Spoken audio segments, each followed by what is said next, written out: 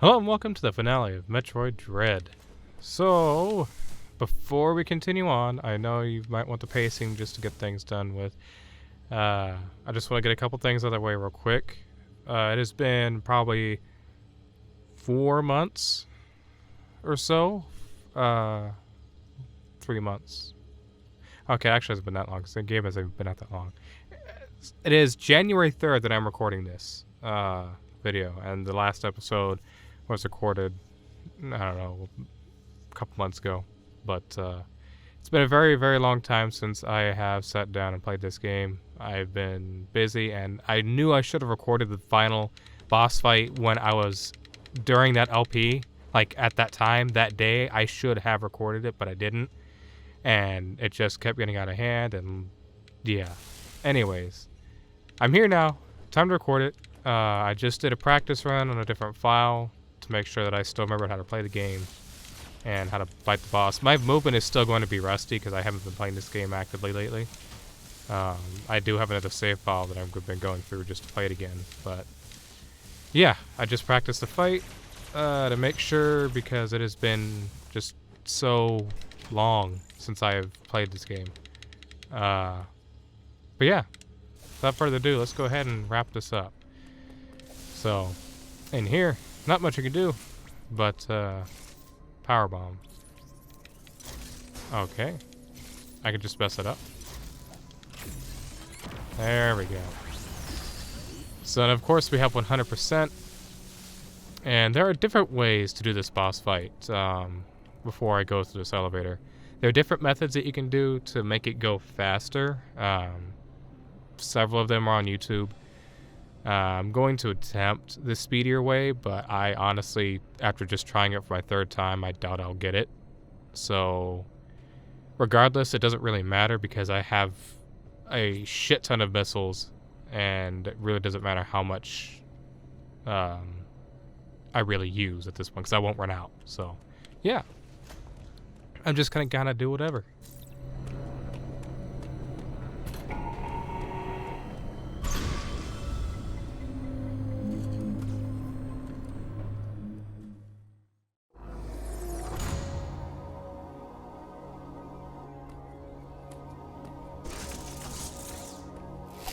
Uploading data.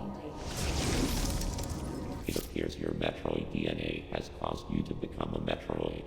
Ordinarily, this would have happened immediately after the DNA transplant. Your Thoha genes must have slowed down the process. They were the only tribe capable of controlling the Metroids. Though you possess their DNA, you are not a Thoha. Your physical prowess suggests that you must also possess Makin DNA. Metroids are programmed to identify Makin as enemies. This suggests one thing to me. It is very probable that your metamorphosis occurred as a result of Raven Beak's attack. His presence awakened the Metroid's killer instinct. Since then, your metamorphosis has accelerated. It can no longer be controlled. You are now a Metroid, Samus Aran. Your very existence poses a grave threat to the galaxy. However, there is no need to fear. You can still contribute to galactic peace. You need only use your new powers correctly. You have followed my instructions faithfully so far. Continue to do so. It's that simple. I consider your performance here on ZDR highly satisfactory. As I hoped, it has even awakened your Metroid powers. I was right to let you live during our first encounter. That one glimpse you showed told me everything. Submit and offer up your power. My plan is the only way to bring order to the galaxy. Fulfill your destiny, Samus. This is an order. Disobedience will not be tolerated.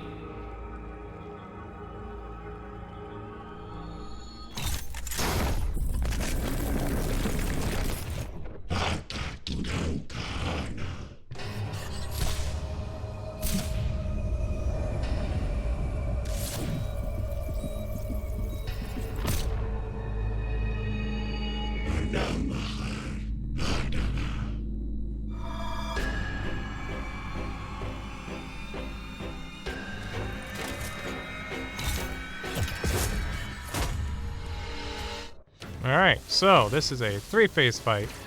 He has plenty of attacks. 3, 4, 5, 6, 7, 8, 9. Alright, so this purple ball takes 4 hits. You want to hit him with 9 missiles and wait for him to charge at you. Not that one. But there'll be a parryable attack that he does. Right here. Dang it, I missed it. Oh, that's 3 energy tanks. That's bad. Anyways, if you hit him with just 9 missiles and wait, he'll be more likely to attack or something like that. From what I remember. But I wouldn't worry about it too much. Just avoid his attacks. And wait for him to attack you, kinda. Like right now. Dang it, I did it too early again. I don't know that timing.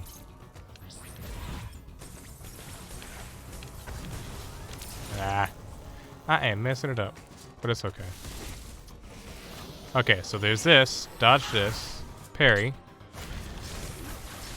Tap attack. Or tap shots. So I did not do it the fast way. But it's okay. Now we just have to wait to the invincible stage.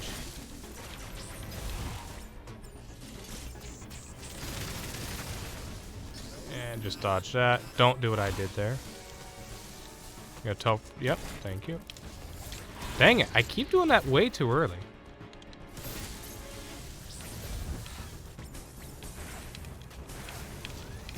And I keep messing that up too. I'm gonna die. Because I'm not doing this right. Okay, here we go. And, okay, I got it. I didn't think I did. So yeah, you're supposed to be able to cut that length of that phase in half if you did it the right way, but it's kind of hard to do. So, here's phase 2. Blast him in the chest. And now he flies.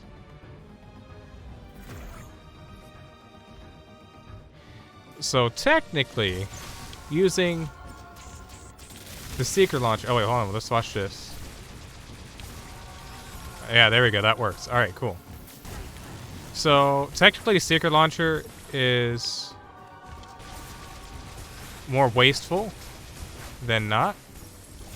But when you have so many missiles, it doesn't really matter. I messed that up really bad. Also, I did that bad. Damn it. Alright, so for his first phase here, he has a weird kind of aura around him. 4, 5, 6, 7, 8, 9. We're going to wait for him to give us an attack that we can parry. Like that. I messed it up again. So this is... I've died a few times. Trying to get this. Oh, there we go. It worked.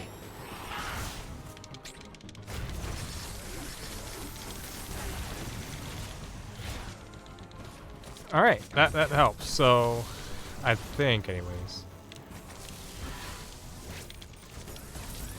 So when he's gold, you can't do any damage to him. You have to just wait it out. There's a way to skip this whole part here. But, and that also is supposed to be able to parry him, but I messed it up, I guess.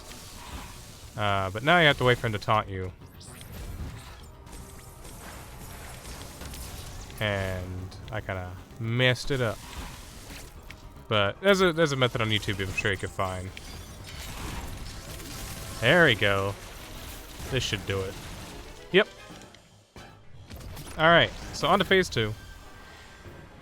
He's going to be in the air. Technically, barrage missiles are a waste if you are low on missiles, but I have so many, it's not a waste for me. It doesn't really matter. It's technically more efficient to use single missile shots. But it doesn't matter that much for me because I have max missiles. So we'll just easy mode it. Which, fun fact, the first time I played the game, I did not know that these did this no matter what. So the way you're supposed to dodge this is going around him. But there is another way like this, where you mostly dodge them. You run, you parry, and then make sure you're at a hard angle from him. not directly below him. Otherwise, it won't work. But basically, just avoid his attacks. Really not that hard. Make sure you get a good hard angle from him, and you're good. You won't take it, but a little bit of damage for that. Now on to phase 3. We get a cutscene.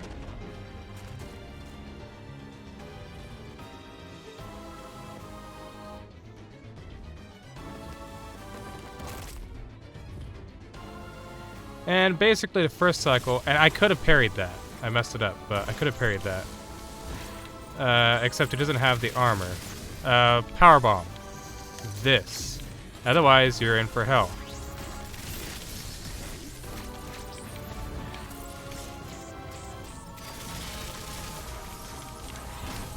Hey, none of that. Come on.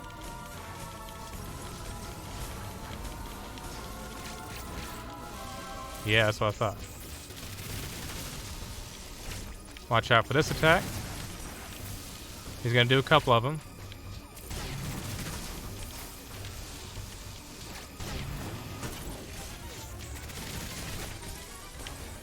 You can parry that. Hit him with some missiles, some tap shots. Tap shots are more efficient during the cutscenes, as long as you press it fast enough.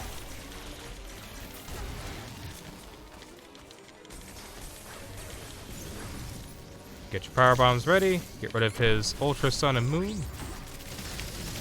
And that's his Shine Spark attack. Oh, get away from that. There we go. Quick time. And there we go. We're done.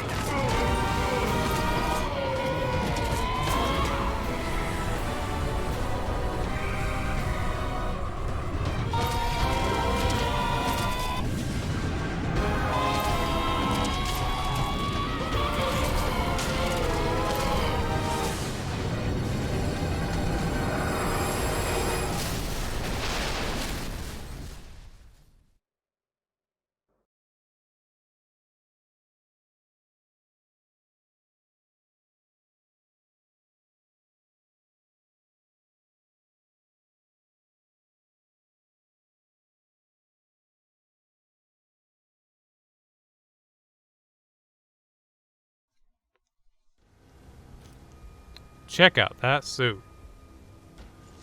Yes, sir. She's a Metroid. And there's Ravenbeak.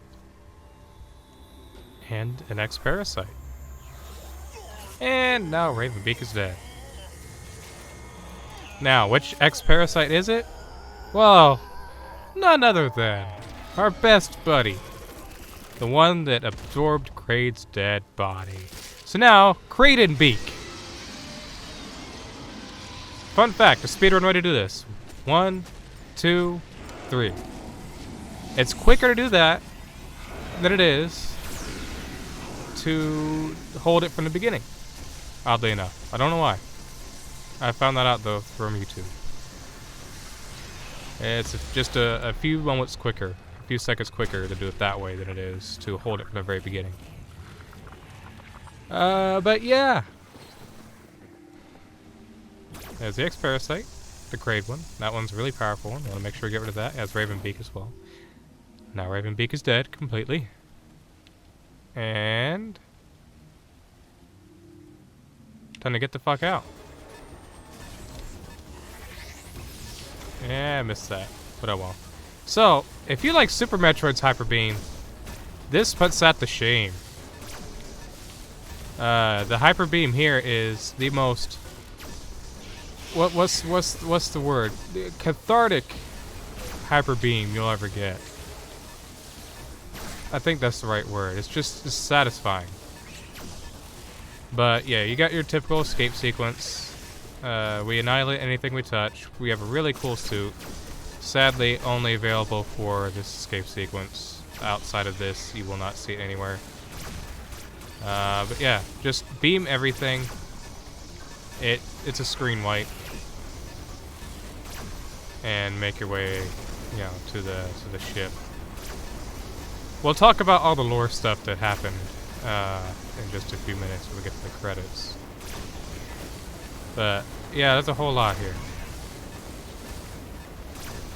It's just so satisfying, and there's a lot of tension with this escape too. Oh, let's. I want to do that over. Hold on.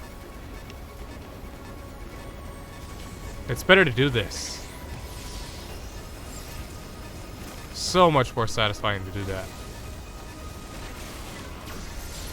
That door has held the most resistance to that beam than anything else, just in case you didn't notice. It took it a second to destroy that door.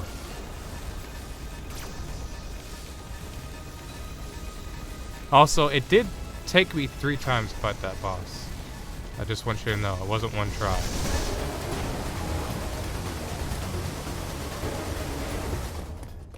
So, you drain the ship of its energy.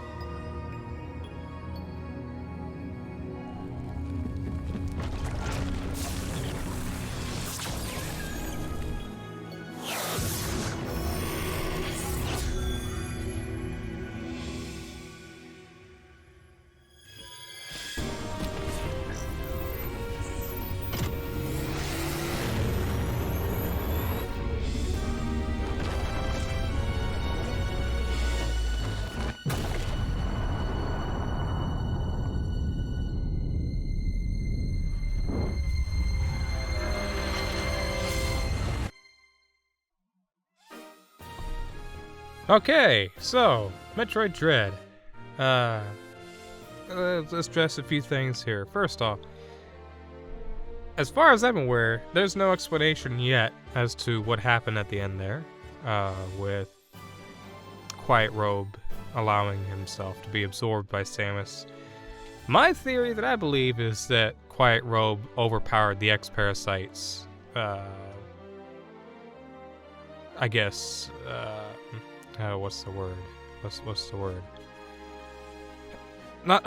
Maybe not overpowered, but basically because the X absorbs the intelligence of whoever it absorbs. That intelligence is just like, okay, you know what? This is the only way to fix anything wrong here, so we'll just do this. And allowed itself to be absorbed by Samus, using the Thoha genes to counteract the Metroid DNA, because that was the theory, was that the Thoha genes are what suppressed Samus from becoming a full Metroid immediately. But yeah, we don't really have an explanation for that as of yet. But yeah, that was Ravenbeak being Samus's technically father in that regard. Is the one that donated DNA to her to infuse her with bird people DNA. A fun fact that I found out, I think in a comments section, on one of these videos is not one of mine, but another Metroid Dread video, is that only the oldest generations of the Chozo had functioning wings. They've been extinct for years, like just they haven't had wings for not years, but generations. They haven't had. It's been generations since they've had functioning wings, and so that would imply that Ravenbeak is the oldest and the oldest and strongest Chozo that was living up to this point. So, yeah, there's a whole lot of really cool small details that if you like really scour the Metroid lore and like really get yourself up to full speed, like I don't even know everything, but if you really get yourself up to speed, there's so many tiny details that they paid attention to, including the manga, including, you know, everything. Like this made the manga like reference the manga in a few ways. So it's really, really cool. They did such a good job with this game. You get so much lore dumped on you at the end of the game there. And originally it bothered me that Adam wasn't Adam the whole time. I didn't believe it. I thought it was Adam up until that last moment there. But no, the whole time you were underground, the whole time you were on this ship, it wasn't Adam. The last time he spoke to Adam was on the elevator when he first descended, when he says, "Any objections, lady?" That was the last time he spoke to Adam. Other than that, Adam hasn't been speaking to you the whole time. It was Ravenbeak that you were speaking to. So, I don't like that. I hate that because that removes that sense of, alright, what's up, Adam? What do you got for me? It's not Adam. It was fake the whole time. I hate that. But at the same time, it did the perfect job of what it was supposed to do for the game to keep you, you know, in the right track, but without telling you where to go. Directly. Anyways. Also, it's just kind of neat that, or another thing rather, that I found was neat was, we know from Metroid Fusion that Samus's ship has to be manually started. And, you know, the fact that she was stopped, the ship detected, hey, there's something wrong with your suit, stop before you break the ship by absorbing its energy. It just, I don't know. Everything about the ending I like.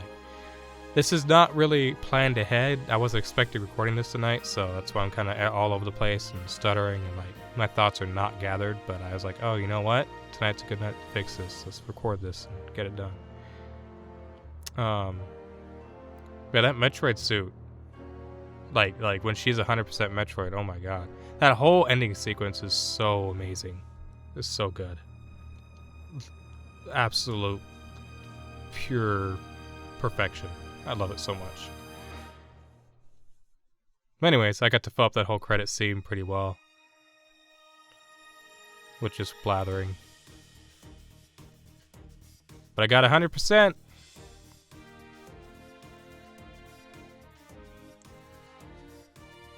Eight hours, 44 minutes. So 8:45. Now I need to do an under 4-hour run, I believe.